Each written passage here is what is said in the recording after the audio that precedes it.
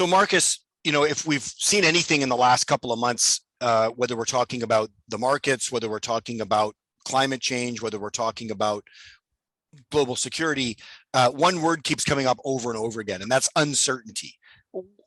I think we all kind of understand what that means at a gut level, but how do we operationalize that when we look at it in a more structured way? That is an excellent question. There is various approaches to risk and uncertainty that people attach different meanings to those terms.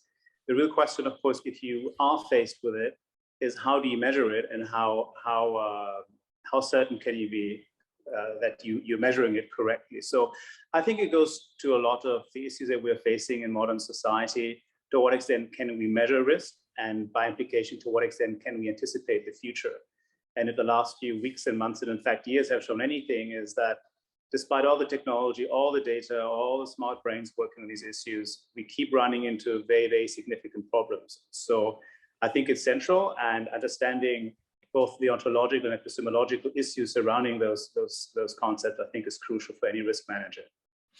I really like the word that you used there. There's so much emphasis often put on prediction, like predicting when this will happen or predicting how this will happen. But you didn't talk about prediction. You talked about anticipation.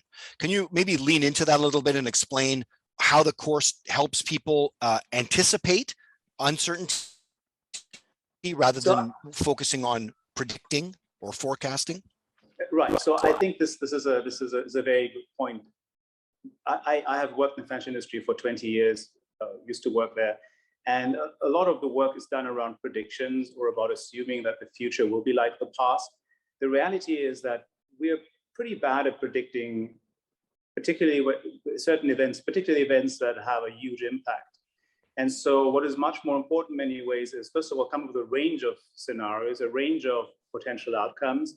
And you might be able to measure them, but you might not be able to measure them. So I would say the difference is, if you were perfect at predicting, you would not be working for a large institution. You would be independently wealthy. So we have to assume that humans are doing okay when it comes to predicting things, but they're not perfect. So this is why anticipation is very important.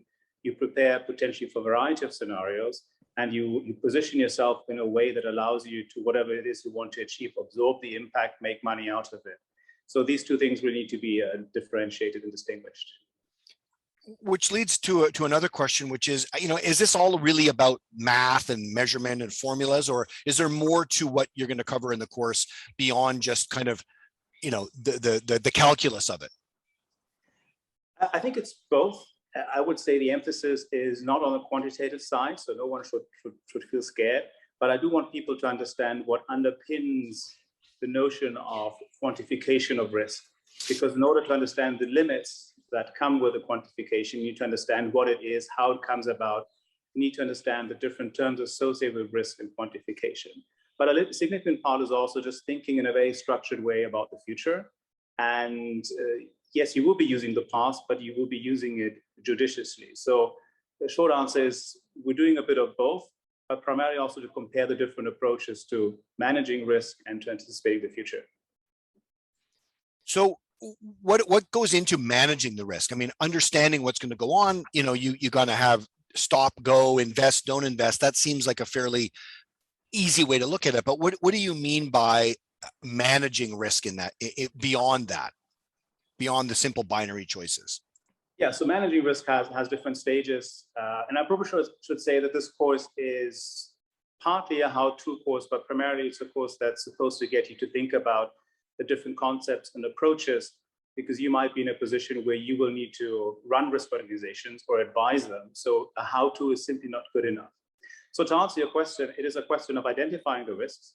It's a question of measuring them, be it in a quantitative way, be it in a qualitative way, and then evaluate what these risks mean for your particular organizations in terms of the assets you want to protect or the profit you want to generate, and then ask yourself very specifically, what actions do I need to take to mitigate the risk? Or if you look at it from a different point of view, how can I take advantage of future opportunities that might arise? So is this only an economic thing? Do we only look at risk in terms of financial investment decisions, or are the ideas, the principles, more applicable? Who else? So in short, who should be thinking about taking this course? I think everyone should be thinking about taking this course because it applies to your personal life. If If you decide to get married or not get married or whatever else you want to do, it manages to your financial investments. And I think it also is very important to when it comes to evaluating other people, how they manage risk, but it's such a much broader way. My own background is in international relations. And so a lot of the examples will be coming out of the political space. We'll do finance, we'll do some more pedestrian examples, but there are a number of cases where we've seen what I consider to be fairly catastrophic failures of risk management. And we'll be looking at those and doing it in a case study format. We're asking ourselves, what were the bureaucratic failures? What were the intellectual limitations of the people who failed to anticipate those risks or prepare for those risks? So we'll be covering international security, international politics, finance, and more individual examples of catastrophes like, for example, the Challenger explosion a few decades back.